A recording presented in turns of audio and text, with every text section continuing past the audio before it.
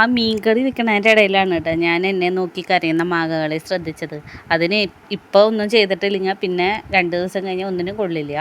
അപ്പോൾ ഞാൻ കയ്യോടെ എടുത്തിട്ട് ഉപ്പിലിടാമെന്ന് വിചാരിച്ചു. അച്ചാർ ഇടാൻ വേണ്ടി വെളിച്ചെണ്ണ കളിയാക്കിക്കൊണ്ടാണോ ചോദിക്കണേന്ന് അറിയില്ല. ഞാൻ ഉപ്പിലിട്ട സാധനങ്ങൾ കൊടുക്കുമ്പോൾ ഇതെങ്ങനെയാണ് ഉണ്ടാക്കണേ, ഞാൻ ഉണ്ടാക്കണേക്കാളും ഉപ്പും ടേസ്റ്റൊക്കെ ഉണ്ടല്ലോ എന്ന് പറയുന്നുണ്ട്. ഞാൻ എന്നെ സ്വയം പൊക്കിയതല്ല. ഇനിയിപ്പോൾ എനിക്ക് വട്ടായതാണോ ബാക്കിയുള്ളവർക്ക് കഴിക്കണവർക്ക് വട്ടായതാണോ എന്ന് എനിക്ക് സംശയമില്ലാതില്ല. പിന്നെ കൈപ്പുണ്യം കൂടിയവരാണെങ്കിൽ ഒരു ഉപ്പെടുത്ത് കൊടുത്താൽ അതിനും ടേസ്റ്റ് ഉണ്ടെന്നാണല്ലോ. ഞാൻ ഉണ്ടാക്കിയതാണ് കേട്ടോ, വേറെ ആരും പറഞ്ഞതൊന്നല്ല.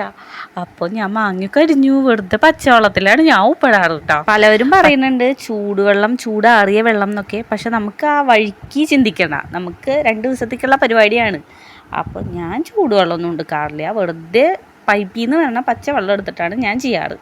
അത് നമ്മുടേതായ ഐഡിയകളിൽ നമ്മൾ കുറച്ച് വിനാഗിരി ഒഴിച്ച് വെക്കുക, കുറച്ച് കൂടുതൽ കല്ലുപ്പും പിന്നെ പച്ചമുളകും, പിന്നെ ചിലവരിങ്ങനെ ഇഞ്ചിയൊക്കെ ചതച്ചിടാനാണ്ട്. പക്ഷെ ഞാൻ ഇതുവരെ ട്രൈ ചെയ്തിട്ടില്ല. ഞാൻ വെറുതെ ഇങ്ങനെ വെച്ചു.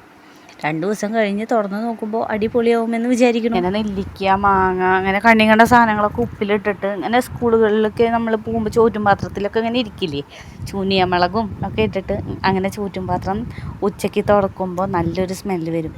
അങ്ങനെ എനിക്ക് ന്യൂസ്റ്റ് വരുന്നുണ്ട് ഗായ്സ് ഇതൊക്കെ കാണുമ്പോൾ. നമുക്ക് വിഷയത്തിലേക്ക് കടക്കാം. 2 ദിവസം കഴിഞ്ഞ് നമുക്ക് ഇത് തുറക്കേണ്ട. ആരെ കഴിക്കാമെന്ന് നോക്കണ്ട, ഇതിൻ്റെ ഉണ്ടാക്കലും തിന്നലും അതിൻ്റെ ക്രെഡിറ്റ് പറയലും ഒക്കെ ഞാൻ തന്നെയാണ് കേട്ടോ. അപ്പോൾ ഉപ്പിലിട്ട സാധനത്തിനെ പോലെ തന്നെ എനിക്ക് അത്യാവശ്യം കുടിക്കാൻ ഇഷ്ടമുള്ള സാധനം തന്നെയാണ് ഈ വെള്ളം. ഇപ്പോൾ ഉപ്പിലിട്ട മാങ്ങയൊക്കെ കടയിൽ നിന്ന് മേടിക്കുകയാണെങ്കിൽ ഞാൻ അതിൻ്റെ വെള്ളം കുടിക്കാൻ വേണ്ടി മാത്രം ഞാൻ മേടിക്കാറുണ്ട്.